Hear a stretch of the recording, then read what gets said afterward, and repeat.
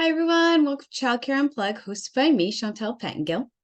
I created this podcast to help parents with any questions they may have about parenting, daycare, and anything about child development. We also answer questions that parents typically have about childcare and about our program specifically. So this past month, we entered the last month of the year, and this month is such a great month for me personally and for my business. It's that time of year where we start sitting down and start thinking about next year, our goals as a family, my personal goals, along with our goals for the business.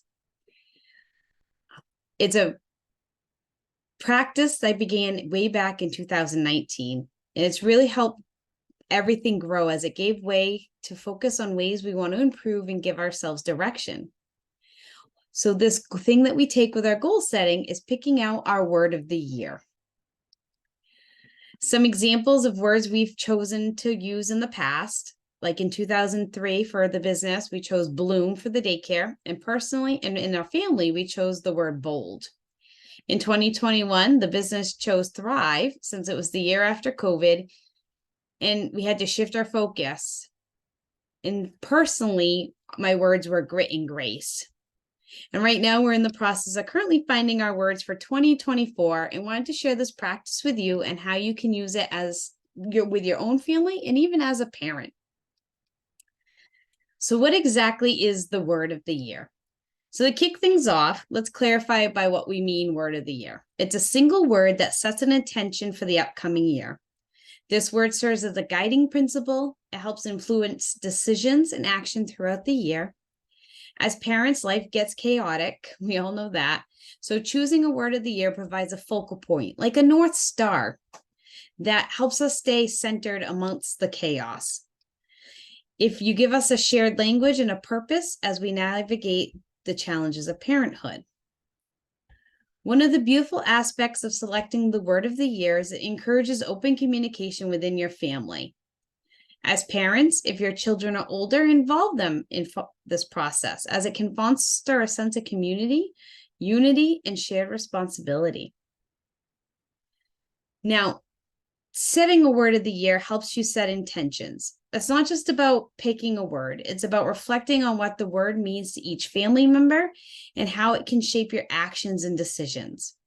Selecting a single word focuses you to distill your intentions and aspirations on a concise concept. This clarity can serve as a guidepost through the year, helping you stay focused on what truly matters. Unlike traditional resolutions that can be overwhelming, a word of the year is a versatile tool. It can apply to various aspects of your life, making it easier to set and achieve a specific goal aligned with your chosen theme. Like currently, I have like 3 lists going on right now. But we're like looking at some ones that we are looking at that we're not quite sure we'll use yet are align, intentional, connection, evolve, thrive, authentic, prosper, being centered and unstoppable, sparkle are just some of the words I've written down so far this year. For next year, looking for 2024. So throughout the year, your chosen word becomes a benchmark for assessing your progress. Celebrate small victories and milestones that align with your word of the year, reinforcing a positive mindset and motivation to continue on your journey. Incorporating your word of the year into your daily routine promotes mindfulness. It encourages you to be present and intentional in your actions, fosters a deeper appreciation for the moments that contribute to your overall growth and well-being. So how do you choose your word of the year? So first, think about your core values, as well as your goals for the next year. What themes or principles do you want to emphasize in this next coming year?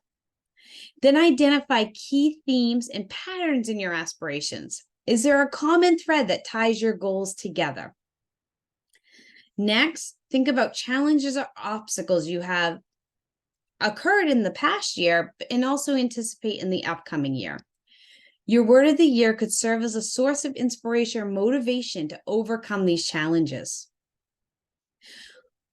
Remember, when choosing a word, keep it simple. Choose a word that is concise and easy to remember. It should be a word that resonates with you and is easily integrated into your daily life or your organizational culture if you're doing this for a business. If you need help finding a word, look for inspiration for a variety of sources, such as books, quotes you like, or even experiences. Sometimes a word may naturally emerge as you explore different sources. I typically tend to Google words of the year, and a bunch of sites will come up. And I kind of just look to see what words jump out at me for that year based on my core values, my obstacles, and goals for the next year. After you have your word, envision how you're going to incorporate this word into your life or in your organization and how it will make a positive impact. Think about changes or improvements that that word will bring. Throughout the year, regularly review and reflect on it. Evaluate how well you align with your actions with the chosen word. Evaluate how well you're reaching your goals with the chosen word. And also remember the word can change as needed, as our lives do change. A word of the year can be flexible. It can adapt to new challenges or opportunities, providing a resilient framework for navigating the twists and turns of the year. So there you have it, the power of choosing a word for the year for your family. It's simple yet profound practice that can bring focus, connection, and intentionality in your parenting journey. If you know what your word of the year will be, share it in the comments. Also share what your goals might be. We, as a business, when we pick our word of the year for the daycare, we use it as part of our strategic planning. So everything we do is like last year was bloom. So how did we bloom with parents? How did we bloom within the physical facility? How did we bloom with staff and what that looks like and what our projects would be to help achieve our word of the year. And you can do that with your family as well. So we hope you start thinking about that word of the year and take your New Year's goal setting and resolution a little bit differently coming in 2024. So let's shift focus to our parent question of the week.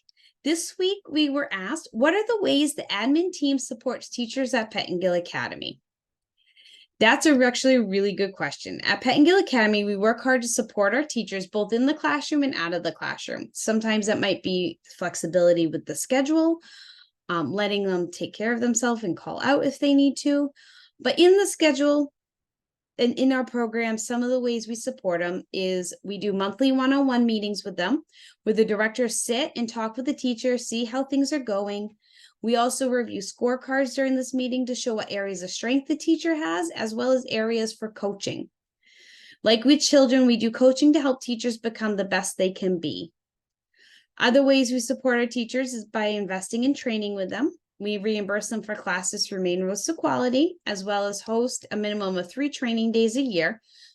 Typically, there's more, but we typically host 3 or more. We also help them to receive their CDAs if that's something they want to do to further their education in ECE. We are also constantly communicating and coaching our staff for improvement in high quality. In all types of work, there'll be sometimes a teacher that decides that working for PA is not for them based on our coaching, and that's okay. We do expect a standard from them that they might not have realized that we expect from them, but we always wish them the best on their next journey that they do decide to take. We also invest in learning beyond paper curriculum, so teachers can stress less about curriculum planning and spend more time in the classroom engaging with the students. Our admin team also does a lot of learning about leadership to be able to support the teachers. We as owners have invested in the Child Care Success Academy, not only just for ourselves, but also for our leadership team, and also now for our teachers, because our teachers also have training through them that they can do.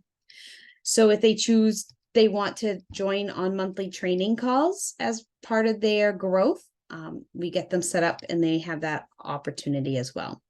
Also within the academy, our directors get coaches and pod meetings so they can talk through any issues they may be having with their school, to get any help on any projects they're working on as well. We also meet regularly with our directors. We have a set weekly meeting with our directors, but we talk with them every day anyways. just about anything they might need help and support with. So we as owners are supporting our directors so they can support our teachers. And then we also have monthly leadership meetings. Sometimes it's with our whole leadership team. Sometimes it's just our directors. We go through admin only training. We discuss things that might be going on in the schools, plan events, go over strategic plans as well in these monthly meetings that we do schedule. So this is just a small portion of the things that we offer to our teachers for support. And we're always looking for new and improved ways to continue to do so. I'm a learner, Zach's a learner, both our directors are huge learners. So we're always reading and researching and finding ways that we can improve and make things better. We hope everyone has an amazing week, and we'll see you guys in a couple Fridays. Bye, guys.